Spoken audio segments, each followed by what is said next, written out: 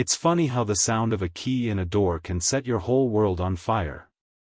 I was standing there in the kitchen, still in my work boots, staring at the bills on the counter, when I heard it, laughter. Two voices, hers and one I didn't recognize at first. She burst through the door all sunshine and perfume, dragging him behind her like some kind of prize. Catherine, my wife of 16 years, didn't even flinch when she caught me watching. She smiled wide, a little too wide, and said, "Evan, this is Caleb. We met at the gallery. He's helping me with everything." I didn't move. Didn't blink. I just nodded like some fool at a magic show watching the magician saw the woman in half, pretending it was fine because that's what you paid for. Caleb had a handshake like a damp napkin, all soft skin and false confidence. She stood between us like a bridge already burned, daring me to notice the smoke. "It's just been so hard," she said later that night, sipping wine like it was a truth serum, "us. You and me. It's all so difficult." I stared at her across the kitchen table, listening to her rewrite our life in real time. Difficult. Like late nights building the business from scratch were just inconveniences. Like anniversaries spent in second-hand restaurants were failures instead of celebrations. I wanted to ask her when she decided to trade in loyalty for something shiny and new, but I already knew. Somewhere between the silent dinners and the cold shoulders, she had made up her mind, and I had just been too stupid or too trusting to notice. But what she didn't know, what Caleb didn't know, was that I wasn't the kind of man who went down with the ship. I was the kind of man who drilled holes in lifeboats and smiled while you sank. I sat there listening to her list her grievances like a tax accountant going through deductions, and I realized something strange. I wasn't sad. I wasn't even angry. I was amused. Because Catherine thought this was the beginning of the end for me. But it wasn't. It was the beginning of the end for her. That night, while she snored softly beside me, drunk on her own false courage, I slipped out of bed, turned on my laptop, and started building her cage, one that she'd walk into herself, smiling the whole way. And just before I shut the screen, a small notification popped up, a transaction for a luxury hotel reservation, 2 names, 1 bed, 1 night. She had told me she was working late. I smiled. Let her have her gallery boy. I was about to take the whole damn museum. If you are interested in the continuation, like this video and I would be grateful for your comments. New stories are published here every day. The next morning, I made her coffee like I always did, black with 1 sugar, and slid it across the counter without a word. She gave me a wary little smile, the kind a kid gives when they know they broke a window but are hoping you didn't hear the crash. I didn't even blink. Let her wonder. Let her stew. Every marriage has its secret language, and ours was now written in silence and fake smiles. While she texted under the table, no doubt arranging her next business meeting, I pulled up the records from our joint accounts on my phone and started untangling our lives like a surgeon separating conjoined twins. She never noticed. That's the thing about betrayal, they get so busy playing you, they forget you ever learned how to play too. I shifted money, I froze credit cards, I transferred the house title into a protected trust under a business entity she didn't even know existed. All legal, all clean. I smiled to myself because Catherine still thought I was the same guy who paid the mortgage, fixed the gutters, and didn't ask questions about late-night strategy meetings at hotels 2 cities over. The only strategy she was running now was how fast she could dig her own grave without realizing she was handing me the shovel. By Friday, she dropped her next little bomb. "I think we should have some space," she said, acting like the idea was fresh and painful instead of carefully rehearsed. "I'm going to stay at my friend Marissa's place for a while." Marissa, who lived 5 hours away and had a newborn. "Sure." I nodded, smiled like it was a perfectly reasonable suggestion. "Of course," I said, setting down my coffee. "You need to do what's best for you." She blinked, probably not expecting that. Probably hoping for a fight, tears, accusations. Anything to flip the script and make herself the victim. But when you stop caring, you stop feeding the fire. Let it burn itself out. That afternoon, I installed discrete cameras, one by the garage, one in the den, one in my home office where the safe was hidden behind a false wall. Nothing flashy. Just enough to confirm what I already knew. 2 days later, while she was getting clarity at Marissa's, Caleb's cheap sedan pulled into my driveway like he owned the place. I watched the live feed on my phone, sipping bourbon neat, not even flinching when they stumbled inside laughing like teenagers who thought they were pulling a fast one. I let them laugh. I let them drink my whiskey, stretch out on my couch, touch what wasn't theirs. Because every good trap needs bait. And oh, were they taking it. The thing about building a trap is patience. It's not the hammer that breaks the glass, it's the slow, steady pressure you don't even notice until it's too late. That night while Caleb helped himself to my scotch and my wife, I sat in my truck across the street, engine off, window cracked just enough to let the cold night air keep me sharp. I wasn't angry. Not anymore. I was studying them the way a hunter studies deer trails, not out of hatred, but out of precision. When the lights finally flicked off around midnight, and the house fell silent, I drove away. Not home. Not to any place that had ever belonged to her. No, I headed straight to my lawyer's office, the one man who understood that the law wasn't about justice, it was about leverage. Mark was an old pit bull in a cheap suit, and when I laid everything out, he didn't flinch.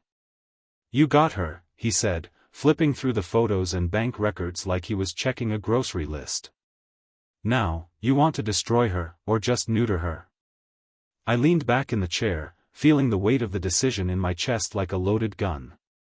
"I don't want a fight," I said. "I want a funeral. Career, money, reputation. I want her to feel what it's like when everything she leaned on suddenly isn't there." He smiled slow and wolfish.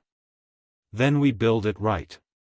In less than 3 days, we had the paperwork drafted, asset freezes, emergency injunctions, preliminary divorce filing so detailed even her hairdryer would be listed under contested property. And the best part? She still thought she was in control. Thought she was making her grand escape while I stood by dumb and heartbroken. Catherine and Caleb played house for another week, moving through the shell of my life like tourists who thought they'd stumbled onto abandoned treasure. I let them. Every stolen kiss, every bottle uncorked on my back porch, every smug little smirk they shared over my dinner table, it was all ammunition. And then I pulled the trigger. Friday morning, she walked into her boutique law firm job like she was conquering Rome. By noon, her email account was locked, her company car repossessed, and her office desk was cleared into a cardboard box by a security guard who didn't even look her in the eye. Caleb called me 2 hours later from a blocked number, voice high and tight with panic. "What the hell, man?" I let him yell, let him bluster, let him tell me I was being unfair. I listened calmly, even kindly. And then, when he was done, I said the only words that mattered. "You thought you were stealing a life. Turns out you were just renting it, and your lease is up." I hung up on his stunned silence. That night, alone in the house they tried to turn into their love nest, I poured myself a drink, turned up the stereo, and laughed for the first time in months. Somewhere upstairs, Catherine's favorite pair of heels, the ones she wore to gallery nights, sat neatly by the door, abandoned. Funny how something can look expensive and hollow all at once. I toasted them with my glass, and said to no one at all, This was just the beginning. The beauty of quiet revenge is that it doesn't announce itself. It slips into the cracks, the way rain finds its way into stone, and splits it wide open without making a sound. Monday morning, while Catherine was still trying to figure out how her keycard stopped working and why her name was scrubbed from the firm's website, I was sitting across from a real estate agent, finalizing the listing of the house she thought she was going to inherit. I signed the papers without a tremor in my hand. The place was too tainted to save. Let her find another idiot to co-sign her future mistakes. She hadn't even noticed yet that her name was missing from the deed, a little maneuver I pulled months earlier when the late nights and lipstick stains stopped making sense. Legal. Clean. I didn't need her permission. I just needed her to keep believing she still mattered. And she did. In the way a pawn matters in chess, you sacrifice it to win the game. That evening, when she finally called, her voice was a raw whisper through the phone line. "Evan, what are you doing?" I smiled at the moon through the windshield. I had parked by the lake where we used to take weekend picnics, back when she still laughed without checking for cameras. "You mean besides protecting what's mine?" I said, voice even. She sputtered something about betrayal, about fairness, about how things were supposed to be civil. I let her finish. I let her think she had a foothold. Then I said, "You mistook kindness for weakness, Catherine. That's not my fault." I hung up before she could beg or threaten or cry. Maybe all three. I spent the rest of the night drawing up a list. Not of what I'd lost, that was the old Evan's mistake, but of what was left to build. I still had my business, my health, my dignity. I still had a future that didn't involve smiling through another dinner with her fake friends or buying anniversary gifts for a woman already mentally packed for the next man's bed. Caleb tried to contact me too, emails first, then voicemails.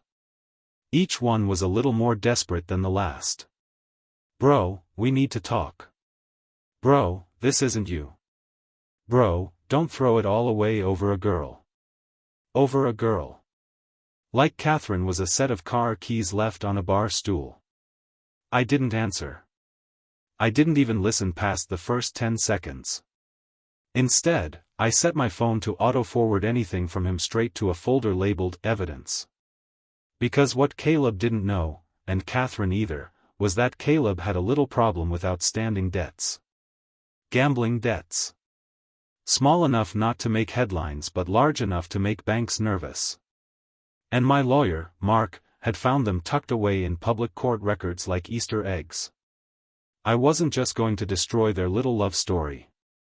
I was going to make sure it was the cautionary tale their future lovers whispered about over cheap wine and cigarette smoke. And just when I thought I was done for the night, my phone buzzed again. Not from them. From the real estate agent. The house already had 3 offers. Full price. 1 cash. I stared at the message, feeling something settle deep in my bones. Freedom, maybe. Or maybe it was just the final nail clicking neatly into place. I locked the phone, leaned back against the cool metal of the truck, and closed my eyes for the first real sleep I'd had in a year. I didn't dream about her. I didn't dream about anything. I just breathed. Somewhere in the distance, a dog barked once and fell silent. A clean break. A clean start. But even then, sitting in that peaceful dark, something cold tugged at the back of my mind.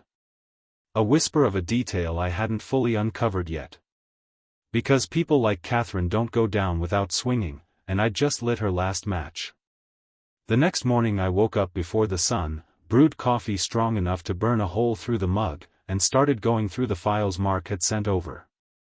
Pages and pages of documentation, all the dirty secrets Catherine never thought would see daylight. The fake consulting gig she signed under Caleb's name to funnel money.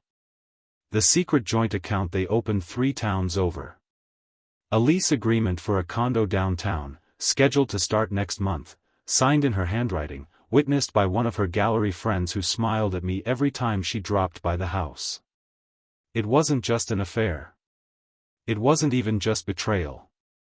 It was premeditated theft dressed up in high heels and sweet perfume. They thought they were building a new life on my dime. They thought wrong. That afternoon I paid a quiet visit to the property manager listed on the condo lease. Just a handshake, a smile, and a subtle slip of business cards. Turns out the condo had a no subletting without approval policy, and the income Caleb was bragging about on his social media? Yeah, that was grounds for immediate termination. By the end of the day, their little dream apartment was no longer theirs to dream about. I left a note taped to the door, simple and sweet: evictions move faster than love. Good luck. Catherine tried calling that night, 6 times in a row.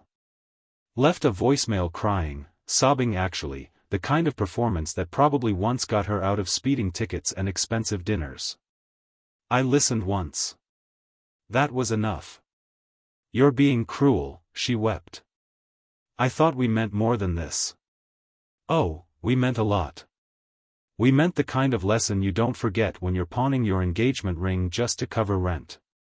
I slept like a rock, not a single nightmare to keep me company. Friday hit hard. Caleb, who was so used to skating through life on bad tattoos and charm, was now facing a notice from the university he worked at part-time: conflict of interest, misuse of funds, and a leaked video clip of him drunkenly bragging about slept with the boss's wife for pleasure and profit. Funny how loose lips sink more than ships.